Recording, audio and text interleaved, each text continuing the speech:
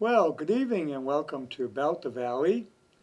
And as you see on our backdrop, we have two It's ladies nice. here who are who plan, prepare, and respond. And we'll start with Joe. You can introduce yourself to the Well, our thank you. audience. Thank you for having us, Harry. We're so appreciative of that. I am Joann Griffin. I'm the president and the team lead for the Central Mass Disaster Animal Response Team. We cover the 65 towns of Central Mass. We're an animal disaster response. People were primarily about disasters and helping pet owners and when there's an emergency, either a man-made or a natural disaster. Right. And Becky. Hi, my name is Becky Kalagher. I'm president of Bay State Trail Riders Association. That's an equine trails advocacy group. And I'm also on the CM DART team as under the Large Animal Rescue.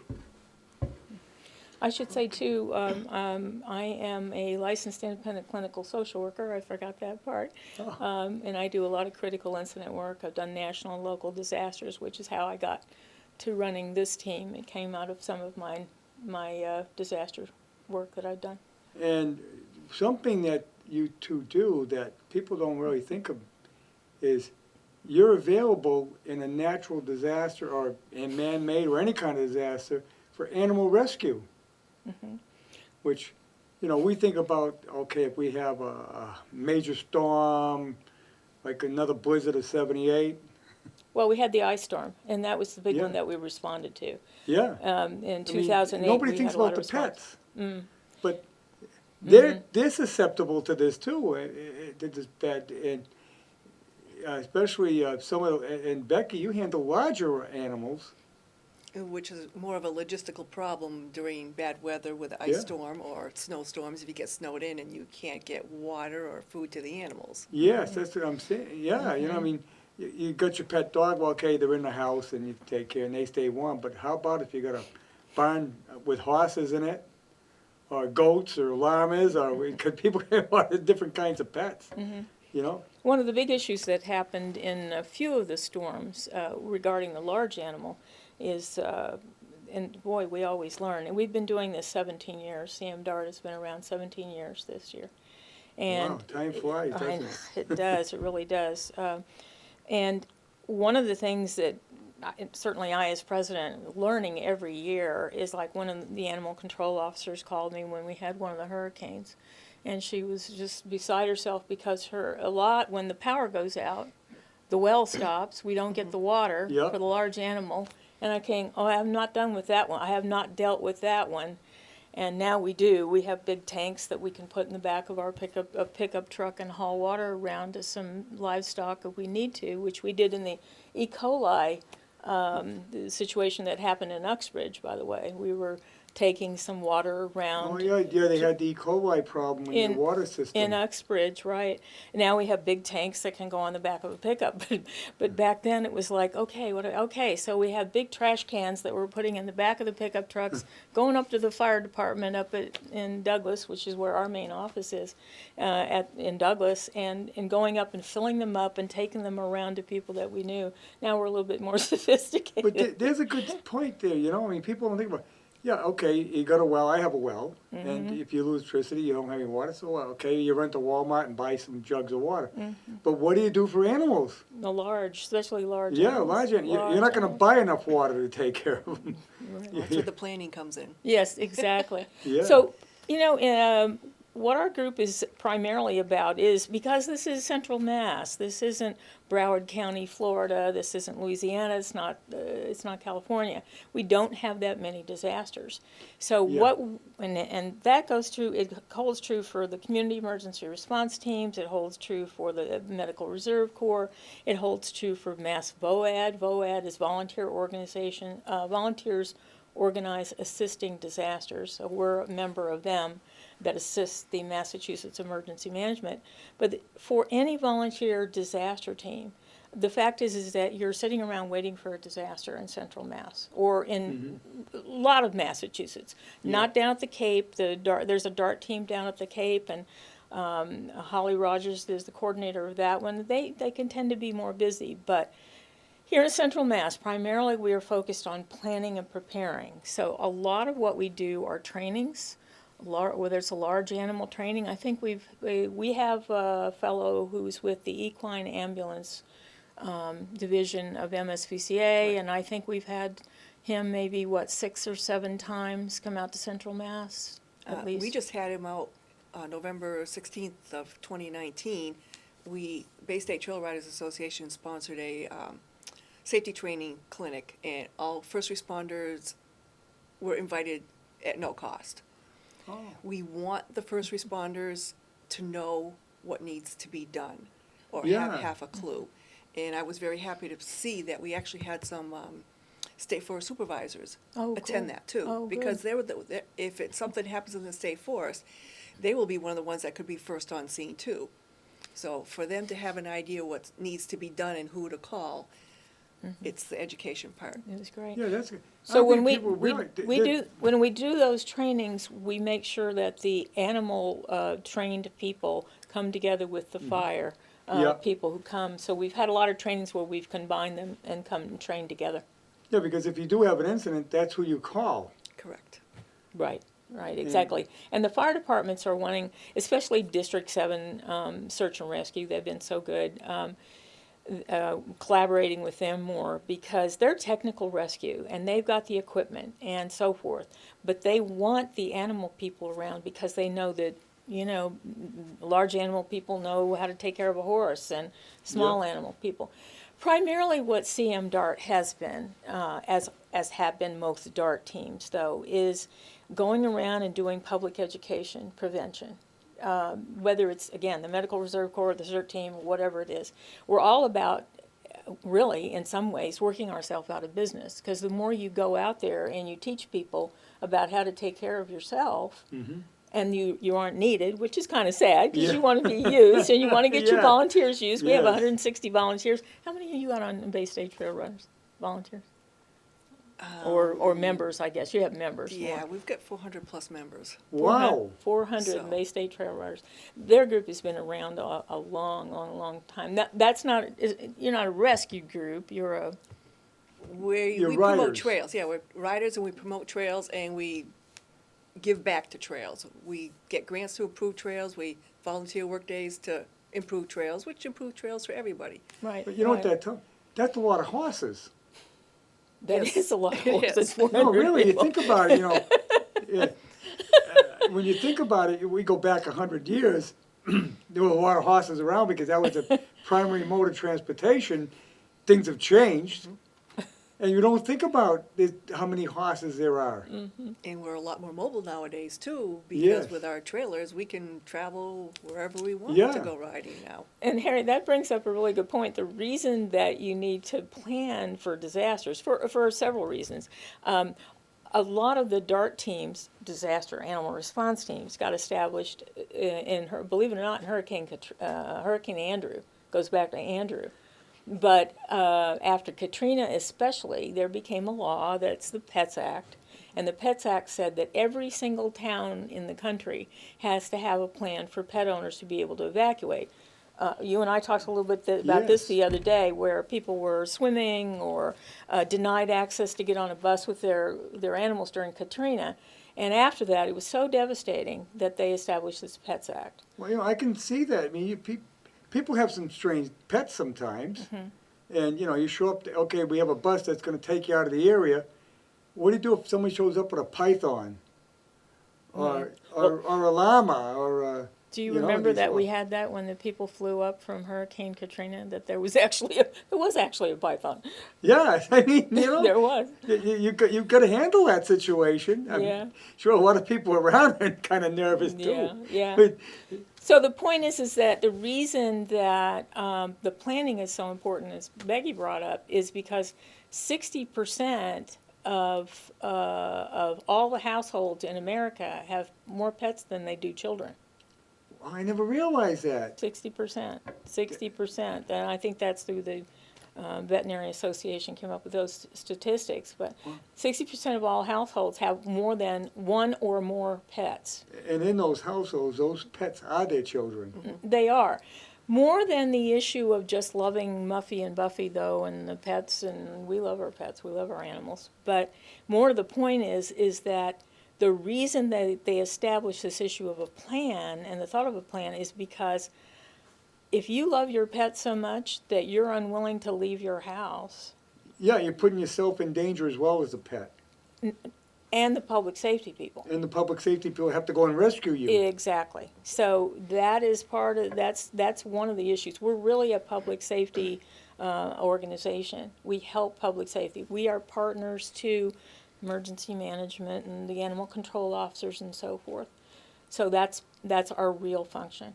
So if we have a major storm, say a tornado, which we had a few years back, and it Yes, came through from Brookfield, Springfield yep. all the way out to Southbridge, Yeah. you would be called out to come out and take care of the animals. Mm-hmm. We did go out to, we responded when the one came through in Munson.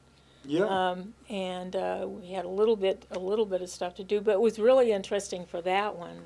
Nice story, is that we had taken care of some of the animal needs immediately, and because of our collaboration with American Red Cross, which is how we really got started. I'm a Red Cross volunteer.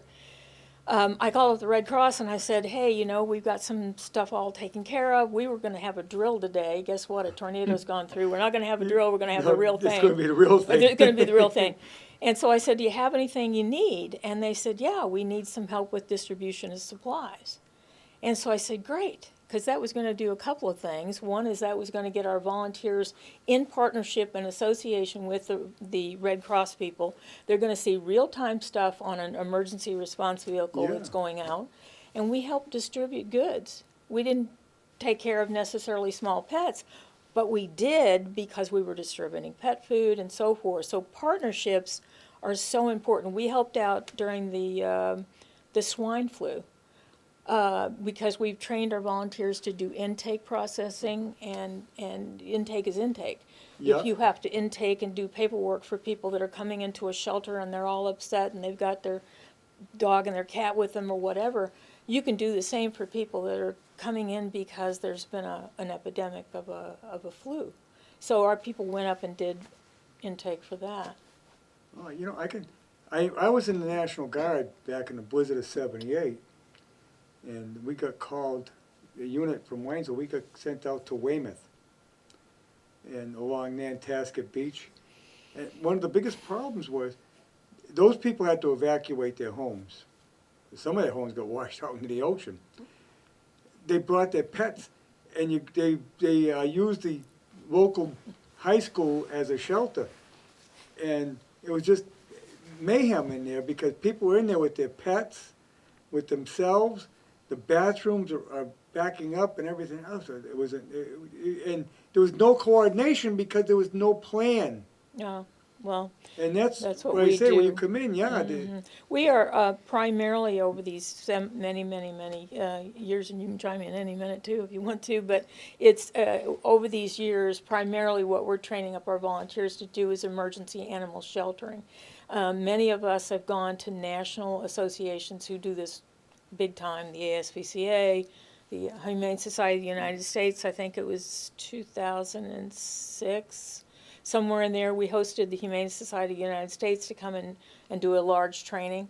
Many of us have taken trainings with national organizations who do en masse emergency animal sheltering. So we have a course that's called Introduction to Disaster Services, Animal Disaster Response. And what we do is we have a classroom part that trains people about, well, how do you become an animal disaster responder, and what does that mean, and how do you function, and what's the liability, how do you dress, everything. But then we also put them through a simulation of how do you actually set up an emergency animal shelter. And so that's a lot of our volunteers have that training. Yeah. Now you have locations where you have these shelters that are ready to go. Every town is supposed to have some kind of a plan of, in addition to the human shelter, they're supposed to have, I say supposed to, they should have some kind of a plan for where they're going to do that. Now, an example is here in Northbridge. I'm forgetting I think it was Hurricane something or other, one of those. Yeah, And we did respond, and they set up, the Red Cross shelter was down at the school, yes, the high school. the high school, and our animal shelter, there's been so many, our animal shelter was in the storage warehouse part that was just adjacent to that. Oh, okay. So we did set up there. Tantascwa High School in Sturbridge is a regional shelter, and a lot of times they'll set us up. They want us to be, of course, away from humans who may have allergies and all that. Right. But we're generally set up in some kind of a hallway, and we set up a real clean atmosphere and so forth. We're trained to set it up in a certain way that it won't affect the facility. So a lot of times we're in a hallway or so forth like that, something like that. Now, you have all volunteers. Yes, sir. You always looking for volunteers? Yeah, yes, and we do have some real specific needs that we have We put currently. out the pitch. If you want to volunteer, they can get a hold of you. If they want to volunteer with our If you team, like working with animals, here's a great opportunity. well, and the other thing is just, they don't only have to be disaster responders to help us. What I was starting to say too is that a lot of what we do is going out and do public education events. Yes, So if they're not really suited, and some aren't, to do disaster response, which can be traumatizing, Yeah. people have to be a certain caliber to do that kind of work, then they can go out and do public education. They can help us maintain our trailers. Right now, we have to pay to have our trailers maintained. Grease the axles, Yeah. organize the stuff, organize the logistics and the stuff that we've got.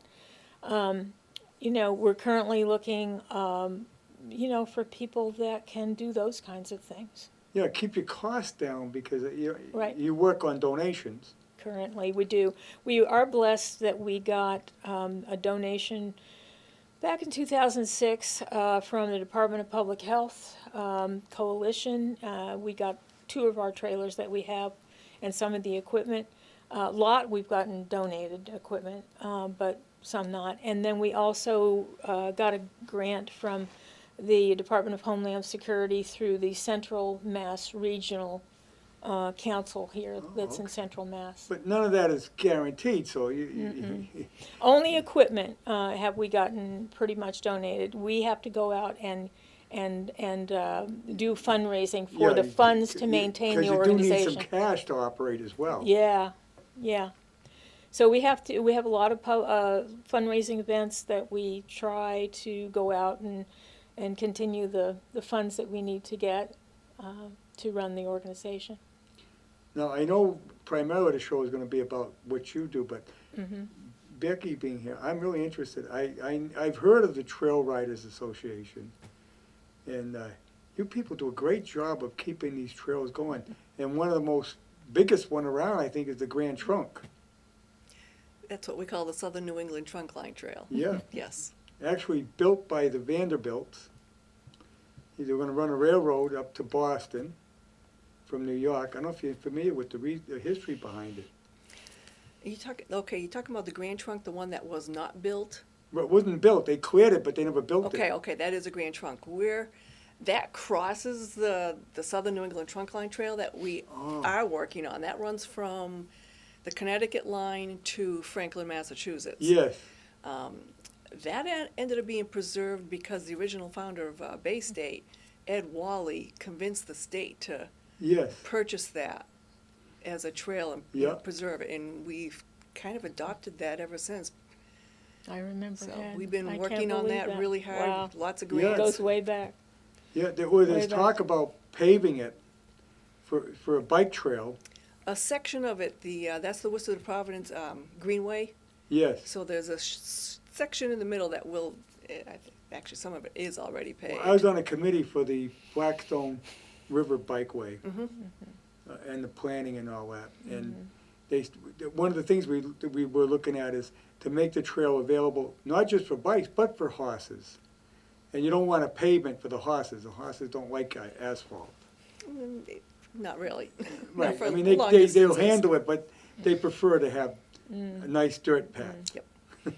Can, I think it'd really be great to hear a couple of about some of the training that we do, the large Yes. animal training, Yeah, and that's- maybe even a couple of the situations that had we've an had where the animals have gone down. We did have an incident in 2018 on our fall hunter pace at the Douglas State Forest, where two riders got off course and ended up on the Cedar Swamp boardwalk. Extremely slippery. It doesn't see the sunlight during the day. One of the horses slipped off the boardwalk and got himself cast up against the boardwalk, actually, and actually had, when he first went down, had one leg under the boardwalk. It's a swamp area, so. Yeah. We had 4 towns respond. Wow. To this? Well, you run the Connecticut line there, right? Yes, we are, but we had Webster, Auburn, Oxford, Douglas, and then we had the District 7 technical. Wow. Rescue, which is who I was mentioning there a minute ago. Come on, Yeah. I've just never seen so many firefighters in my entire life.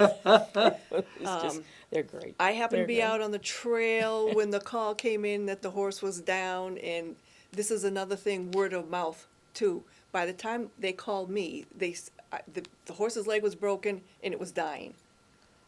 That's Oh. what I got. That's, yeah. So, Yeah. Wow. This, that old game, word of mouth, what would you say by the time it gets around the circle? Right, yeah, it becomes a much bigger Exactly. situation.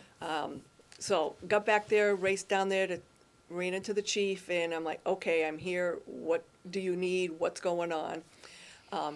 As in any situation like that, people don't realize that there's an incident command system. So you can't go just barging in there doing what you like. You need to report to whomever's in charge and let them know, okay, I'm here. I know about large animal rescue. How can I Yeah. help you? Then that person will decide whether or not you can help or not. But the chief knows me, and so I got down there. They had to decide how to cut up the boardwalk. I went and got a jacket that we could put over the horse's head, just to keep sawdust and also keep the noise down, so we Yes, wouldn't get scared. And I also said, get the call into the vet. It's on a weekend. They're on emergency calls, so it's going to take a while before we can have a vet actually show up. I said, so that needs to be done now. They got the boardwalk and everything pulled away. Discussion on how to cut it, how to pull it away from the horse. And so once we got it away, the horse was able to get its legs underneath itself, and it was just laying there. And I said, at this point right here, we don't do anything until we have the veterinarian here to assess the horse. Yeah, you don't want to stand that horse up if it's got some Yeah. serious injuries. By then, it didn't look like there was anything wrong with it, but I've got 40-plus years of experience with horses. Right. But I'm still going to defer to the veterinarian just in case. Yeah. And the other big issue that we had on that was, okay, the boardwalk's gone, we're in a swamp. We had some of the firefighters literally sinking up to here in the mud. It's like, my how are we going to get those horses out of there? Yeah. Because you're talking heavier weight and smaller legs, of course. Yeah. The firemen, they're gonna be up to their bellies in mud. So I was actually very proud of myself for this one. I says, oh my God, we're running an event. We've got 30-plus some odd horse trailers up there. Horse trailers all have rubber mats in them. Oh, yes. Oh. So you didn't have the we glide went- there yet, so you used the horse, wow. We went around and grabbed a whole bunch of those rubber mats, got them down there, laid them on the ground. So by then, the vet had gotten there, checked the horse out, like, okay, we're okay to walk it out. Now we had a solid ground Yeah. for the horses to walk out on. Oh. So Yeah. it ended up well. The horses were Yeah. fine. It was a good experience for everyone there. We had someone take charge, I think, from Oxford. There was a lot of people coming down there. I distinctly remember him saying, anyone that does not belong here, you need to get out of here. So no one's in the way of the rescue personnel. Right. Yeah. And I was extremely happy at the end because it was downhill to bring the mats. I'm like, I don't want to get those things. They're heavy. They're really, No, really they're heavy. really heavy. You're mats. pretty thick, right? In the trailers, yeah. So I said to the chief, I said, geez, you have a lot of young strapping men here. Do you think we could have them pull those mats up for us? He goes, no problem. I was like, thank you. Oh, yeah. So it ended well. Yeah. How we got started in the large animal thing, some people are certainly familiar with Iron Shoe Farm in Uxbridge. Yes. And a couple of, the Tuckers, and That's how, at least how I, in my early stages of this, being with the team, or starting the team, they had a couple of draft horses that, and they were well known. They are well known to this community. The Tuckers have, you've seen them in parades and their Yes. draft horses, and those those are huge horses. they are. And right after that, it was just so devastating for them that we held a couple of trainings there at that farm. And then after that, more and more held them with the firefighters and so forth in collaboration with them. But If you were dealing with horses like that in your situation, in a situation you had, had a heck of a time getting them out. well, now I just got a note from District 7 Fire Search and Rescue, and they have some new equipment. One of them is called a Paratect bipod system that can be used to lift the horse up out of the muck. Wow. So we're going to hopefully get together with them and look at that equipment and do more collaboration in Blue Sky Day when we don't have a disaster. We also we don't have many, but we still have some dairy farms around, and sometimes cows can wander off and get stuck. You ever calls like that? Well, let me go with another story of Go for something it. going down 146. One of the same situation. One day, one of the draft horses got loose, and the story going down 146, and the police officers are in their car down there, and they're Trying not to- getting out of their car. So they needed. This is a case where you need animal people that know Yeah. what they're doing. But God bless their heart, they were down there.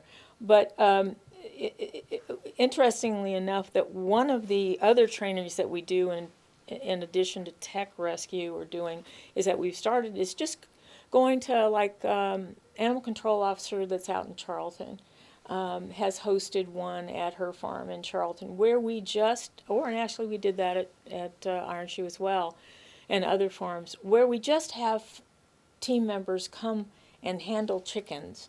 How do you get the cow to come or the goat to come? We were teaching people about how do you corral some goats, Yeah. the feed bag, and how do you handle a chicken? Because some of these people they know how to handle a dog or a cat, but not a farm animal. Right. And if you got a disaster and you got to get these farm animals herded up, that can be a big problem. Yeah. So just having some basic, and it's a fun day. We call that just our farm animal disaster day, and so we do a classroom training on that, and then we take them out and we work with the farm animals. And I'll bet people don't realize how many people have farm animals as pets.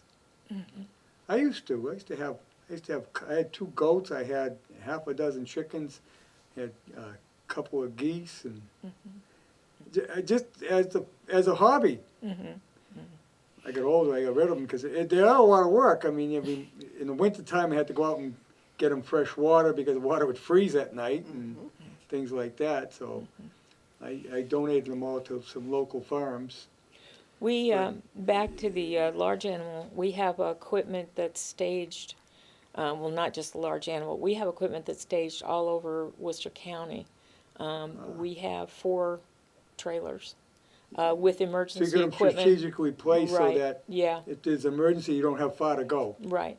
And we've gone around and we've worked with a lot of the CERT teams, community emergency response teams, if they exist, which is a citizen corps group. We trained up a few of them because what a lot of towns are wanting to do is they're wanting to train up their own people on how to handle some of the animals Yeah. and so forth. There is a lot more to it than people think. A lot of towns were thinking that, well, I can comply with this Pets Act by just getting a few crates and we're all set. But you got to think about safety and security. You've got to think about how do you deal with the egress of animals coming in and out of a facility. You've got to deal with how do you keep the facility from, affecting humans that don't want to be near the pets. How do you do intake and process the animals to make sure that Mrs. Smith gets her chihuahua back and it's not somebody else's. So Yeah. all these kinds of things in an emergency, because I always tell people when we do our training,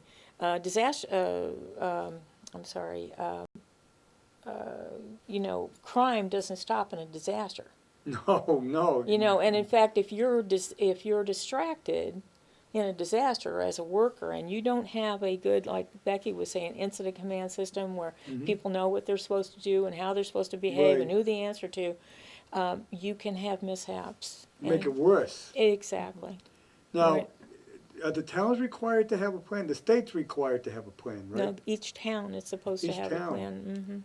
And they do that through their animal control officer? It is or- supposed to go through the animal control officer because we fall, under EFS 11, Emergency Function System 11, which is under the Department of Agriculture. And but we are a nonprofit, so Right. we're not governed other than by the fact that we're a partner organization. They can choose to use DART teams or not. Yeah, At times, we're not getting utilized the way we could to assist the animal control, but we are supposed to fall under the animal control if the town has one. If the town has yeah, one. that's the other thing. Towns don't put a lot of emphasis in animal control. In fact, I know here, our animal control officer not only covers Northbridge, it covers Sutton and Millbury. I think our animal control officer covers 5 towns. Yeah, I mean, that's quite, I think Kevin that's a covers lot of 5 area to towns. cover for one person. Yeah, it is. It And if is. you got a disaster, like, hurricane or a tornado or something, it's pretty much impossible to be in all towns. Right. And I think a good example was the ice storm, exactly Yeah. how an animal control officer would function. Because if you've got a situation where you've got strays that you're having to deal with, Yeah. or you're having, or whatever, or people are calling on animals that are out there freezing, and they have to deal with that, they can't be managing an emergency animal shelter also. Right. And it was really functioning well. We responded, we set up an emergency shelter in Fitchburg.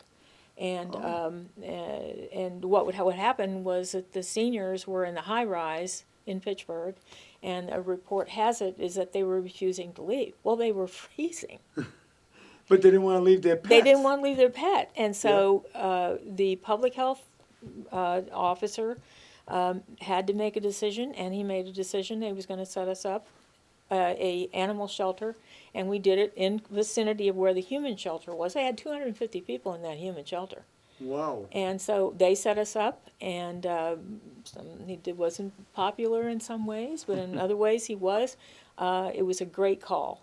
But he because- saved a lot of lives because you, especially elderly, you can't be out in the, be stuck in the cold like that. Right. So there's the public safety way of looking at this, because those people were refusing to leave unless you dealt with their animals. Yep. And so that's a really great call. We are looking at, our board is looking to try to really reassess what is our function and how can we get our volunteers active. So going back to the whole issue of fires, we are trying to network with more of the fire departments, and we already have a good collaboration with the American Red Cross. They call Right. quite a few times.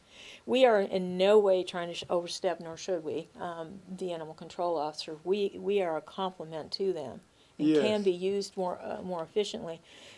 An example would be going to a fire, which we've gone to 2 or 3 times in different towns, where the animal control officer is trying to deal with the owners who's upset because of the fire. The Red Cross is having to deal with the owners because they're trying to provide services. Yeah. And we can come and help. We can bring crates. We can bring some pet food. We can bring bowls. They don't have any. They walk out of there with their shirt on, and that's all they Yeah. have. And so. And if they're going to be sent to a pet-friendly motel, which, by the way, if people go to our website, you can get an updated list of pet-friendly motels. Oh, okay. If they have to go to a pet-friendly motel, they're going to need a crate in order to be Yeah. appropriate. And so we can provide those kinds of things. Yeah, you have a fire. They may have one, but they have a fire. They're not looking for their crate. They're Right. getting out the door. They're trying to get out the door, so we can help.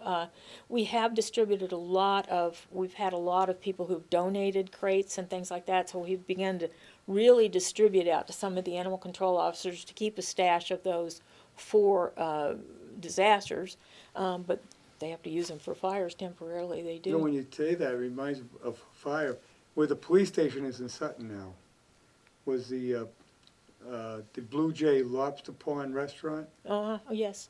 and there was an apartment up above, and the person that lived there had a collection of snakes. Mm. And the place burnt. Oh, jeez. And of course, all the snakes lost their lives because the fire department couldn't handle it. Mm. And that's, you know, something like that. People they think of dogs and cats, but you'd handle any kind of pet. I've had, in response, when I've responded with the Red Cross as a disaster action team member, I've had iguanas. Yeah. We had a guy, I don't know what year that was, but we had a guy who had a lobster and turtles in his apartment. A lobster. And I'm going, okay, I'm not sure where you kept those in here, but okay. But you get the buckets, you help the client get to the hotel with his turtles and his lobster. So we did it. Yeah, see what I mean? I mean, Yeah. you'd be amazed what people have out there, really. One of the focuses that in order to have real more function, there have been some animal shelters that have burned, and it's been really sad. Yes. Really sad. And so again, fire is one of the biggest issues we've got in Central Mass. And so we're going to be looking at helping agencies and maybe vet clinics or other kinds of pet-related agencies and so forth to look at the idea of doing evacuation training, because that's going to get our volunteers utilized, and it's going to practice, and it's going to provide a real function. So we're kind of looking at evacuation planning and exercises. Oh, okay, so if we have a major disaster, you'll have somewhere to... Well, no, not even major. I mean, if a shelter or a groomer's facility is burned down, or is burning or whatever, how do you get out? Yeah. How quickly can you get out? What do you do? What's your plan for your staff? So you'll go in and work with these people to come up with an escape plan. And how do you practice that with your staff? Yeah. Yeah. Yeah, I can understand. You know, if you've got a rumor where or if they where they kennel animals overnight, Mm-hmm. things like that, for a week at a time. If they have a fire, you've got a lot of people's pets that they're very close to. They don't want their pet dying in a fire, so you got to have a way of getting them out of there. So Becky, what I think it'd be interesting if you'd tell him a little bit about how does a rescue with a horse rescue go? How we've got the glide, and maybe talk a little bit about that, or if you've got some ideas of that. Well, right now there's an ice problem. People going on the ice, right? Yeah, most of the ice things is if somebody has a paddock and there's a pond out there where the horse will get water, Yeah. and the horse goes through the ice. Usually they will, if they have a piece of equipment and can get something around the horse to pull it out. But this is knowing what where you should put the equipment. Yeah, you don't want to hurt the horse. No, the small animal rescue training, that started about 38 years ago. Then they started applying those same techniques to large animals. So they're treating them as small animals, or they were treating them as inanimate objects. And then you had them, okay, so a rescue was happening and it was being, taped for the news to go on the evening news. There was never any follow-up to start with to find out, did that rescue technique actually help or do what it was supposed to? Did they use correct methods? And there was some, backward studies going back on this, that those techniques that they were using were actually causing more harm to the animals that they rescued, injured them further, or injured them enough that they had to be euthanized. And it was also not safe for the responders involved either. So then you had this, like Taylor, that like 1997, they started researching and collaborating with a group in California to start coming up with proper methods. So this was also to combat what was being shown on TV. You see this rescue on TV, the people thought, oh, this is the way we're supposed to do it. So it was perpetuating the incorrect procedures to be doing this. So now with a proper training, so you shouldn't be trying to pull a horse out by its tail. You shouldn't be trying to drag it by its neck or head. That's a no-no. If you need to pull the horse forward, you want to be getting a piece of like fire hose, a very, very thick webbing, to go over the back and up through the middle of the front legs. So you've got the whole chest involved. Yes, you're not putting pressure on one particular area. Right. Or the same thing with the backwards drag. You're going over the back of the horse and the straps are coming out between the back legs. Yeah, So you're not putting pressure on something, or the legs. You don't want to do the legs either, to try to pull on the legs. That's mostly all bone and very, very, well, just like here. You try to go pull here and, you can snap it. or pull the skin right off. Oh, my Yeah. God. Who was yeah. it that It's you had not at, good.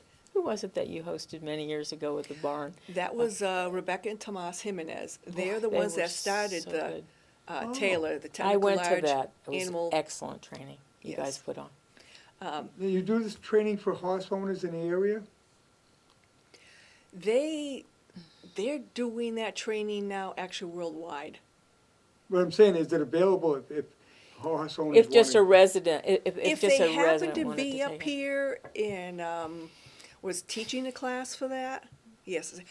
I met Rebecca back in the 1990s at actually a trails conference down in South Carolina. Oh, I was down there because of trails and horse things and Yeah. collaborating what we can do about improving trails, and she happened to be there, and we hit it off, and she was telling me about this large animal rescue training, which I found absolutely fascinating. So I like gadgets and how they do things, and the things that Tomas came up with, like a very simple thing. If horses stuck in mud, same thing with a person stuck in mud. You can't just pull them out. The Right. suction on that is you're gonna lose lower limbs. It's pretty yeah, horrific. you Some of can the pull a leg injuries. out of the socket. By, you need to break the seal. yes, So a couple pieces of PVC pipe with a little nipple attached to it on the other end, a air tank. yeah, Stick that down into the mud. Release the air. Air pressure releases the suction of the mud. Either Right. that or water. So these are just some of the things that we learned, and it's So we have large animal Interesting. equipment that's stored in a couple, large animal rescue equipment.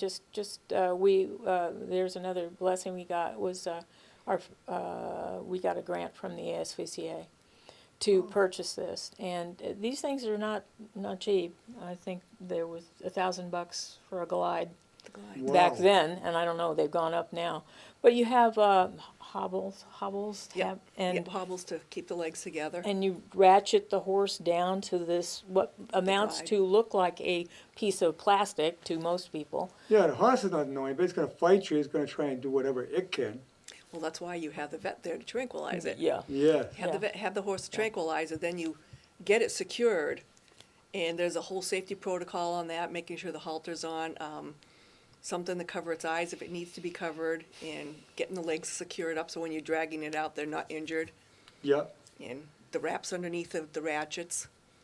So that all takes training, and it's really neat to see the firefighters and the animal people working together when they're doing that kind And of you've training. worked with all the local firefighting organizations? No, we still have certainly a lot of ways to go. Again, there are many towns and many people are really invested in it, and then there are some.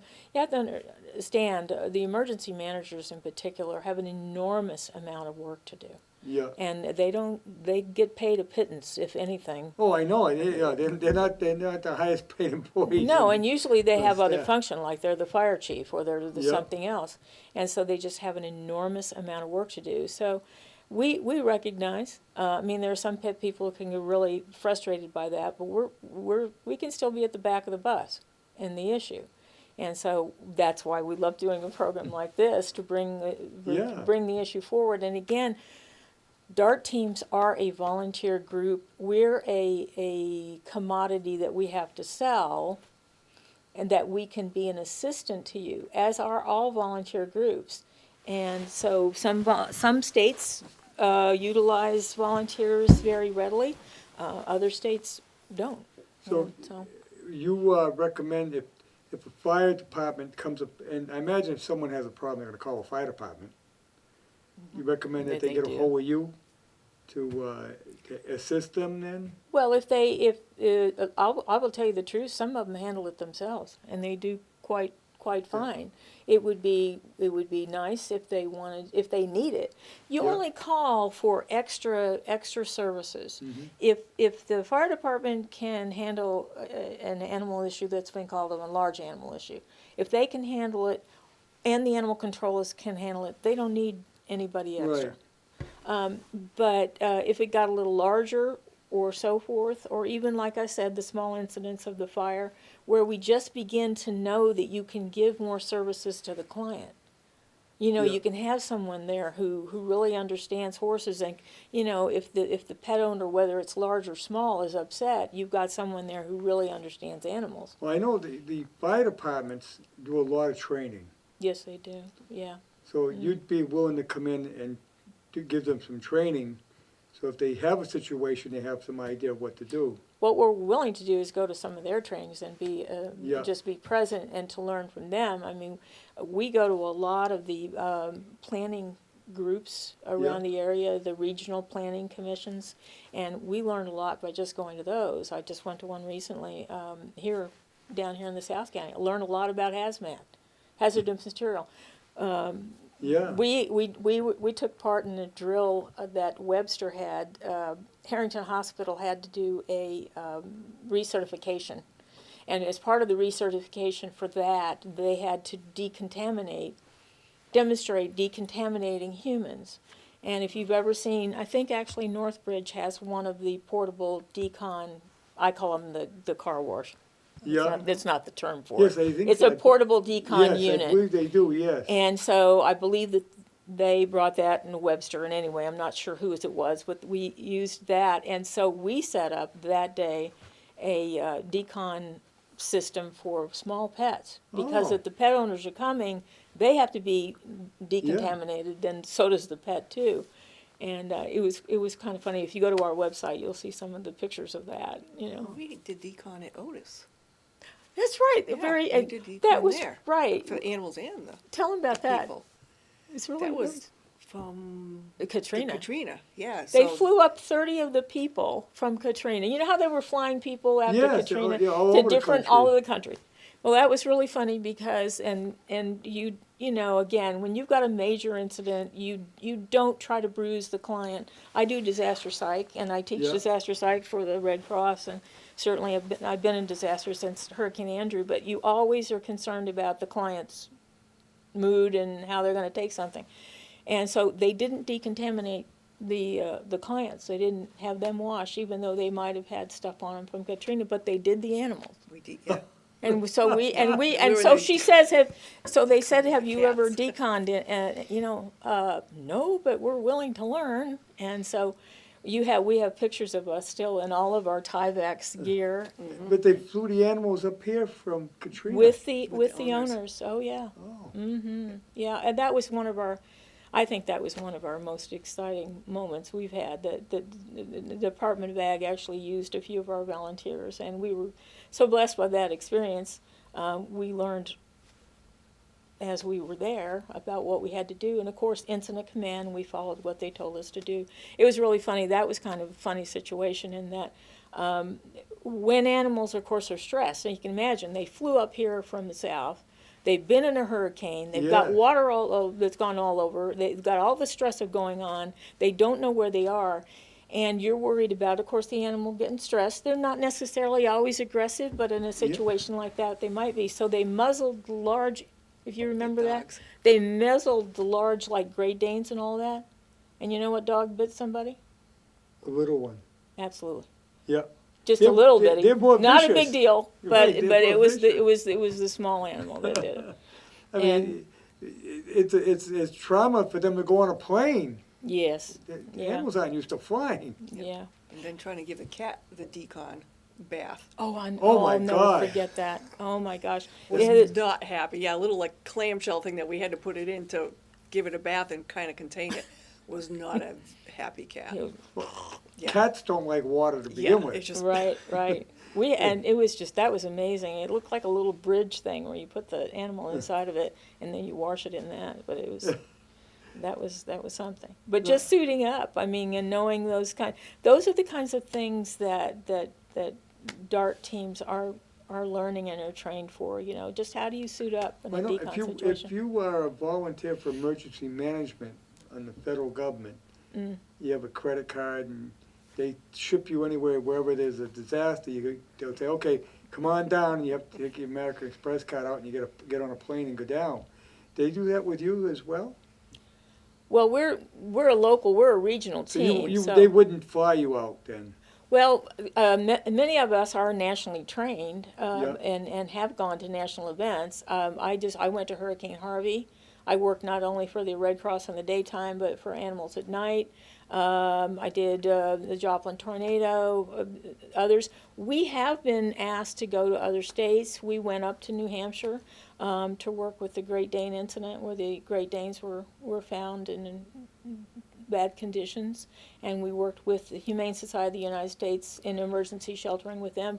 So, well, if the Humane Society finds a problem, you'll go out and help them out on that? If we're signed up with them, and you can sign up with national organizations as well as being a local Because every now and respondent. then they find, you see it on the news, they find a situation where animals Right. are just in Right. deplorable conditions. Now, are you going out on national stuff? Have you gone out much on how far have you? no. With your The snow? last one was towards Westfield, whatever that Westfield. big large thing was. There was tons of owners in one area, and Mhm. there was a lot of animals there. I mean, a real lot of animals. Oh, really for the tornado or?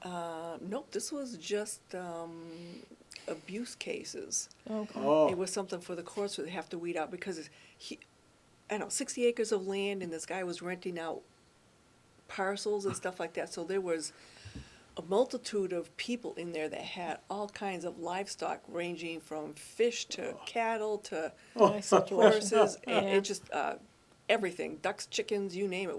There was stuff all over the place. Some of them were absolutely fine. Others were Okay. Okay. which is what sheep and goats. There was all kinds of stuff. So Mhm. we were there just to feeding crews, cleaning, and there was protocol on that because there was different groups of animals. So you did one, then you had to change your whatever covers that you had on your boots. You couldn't use the tubs from this one to that yeah, one. you don't want to contaminate. It was there was a lot of protocol to follow on that So particular that's incident. where it gets, that is, some towns are checking the box on, we have an animal plan because we have an animal control officer, or we have a few people that really love animals. That's not really a plan. It's not, and again, and we've had them call us when, you know, there's been a hurricane or whatever, and they've got 20 people lined up out front, and they've all got their pets. Okay, what do we do now? Well, we really would like you to do this ahead of time, you know, and have us come and train, and which they are doing more of, I have Yeah. to say. Things are getting better. I'd like to just say this Yes, at the, we're getting near the end. yeah, is that our team, again, this is 17 years, and so we are looking for, we have primarily responders that are on our board, and some of them would like to get more out into the, back out into the operations issue. And then we've got some that are just fabulous on the board. All of them are good. We're looking for more board members. And so if anyone has an idea, This would particularly. be the management end. And the management, thank you, Harry, that's exactly, on the management end of running a nonprofit. Yeah. Because we have a lot of responders who are trained for that, but on the management end of things, we would like to have a few more board members, and so we're recruiting right now.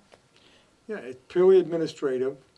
Yeah, someone that has a fiscal understanding. Yeah. So, someone who works at a bank but would love to contribute to a nonprofit Right. cause or Yeah, mission. sometime. I know, I run a nonprofit. It is quite a bit to it.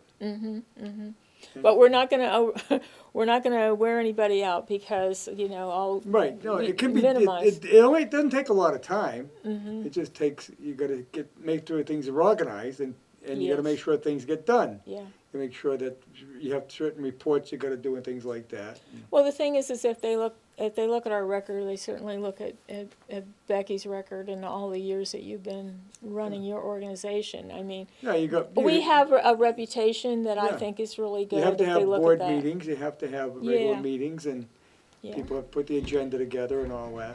Do you have any need with the Bay State Trail Riders you want to throw out there at the end here? We're always looking for volunteers to help us out with trail work. Visit Yeah. where we have a website. Now, you keep the trails clean and managed, right? So it cut the brush and. We do a lot of trail work days like that. We're augmenting what the state forest personnel can do, but they can't do it all, we can't do it all, so it's Right. an ongoing problem to keep up. But we're trying, we're making a difference. A little bit at a time. And so we do have trainings coming up. We have we just did a pet first aid. We got a pet first aid coming up in Fitchburg. Yes, in I 2 know. weeks, right? And then we Something a lot of have, people don't think about, but. and then we have a training in Templeton coming up in just a few weeks too.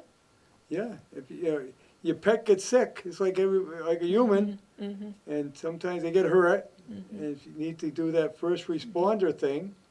And by the way, speaking of the large animal thing, we are coordinating another large animal training that'll be coming up in the next few weeks as well. So we got pet first aid, we got an introduction to animal disaster services and emergency sheltering, and we've got a large animal workshop they're all coming up too. So you got a very busy schedule. That's my husband. Same here. It's a ditto on that. Yeah. They say How many- behind every great woman is a good man. Is a good man. He considers himself he says, I'm just the husband, the roadie, so. How many pets do you have? I have two. I have two dogs. One rescue and then one is a breed dog. And I know you must have a couple horses. 2 horses of my own and 5 boarders. Wow. She has a That's a lot of beautiful work. farm. Yeah. My husband's very good at it. He pops and cleaning stalls.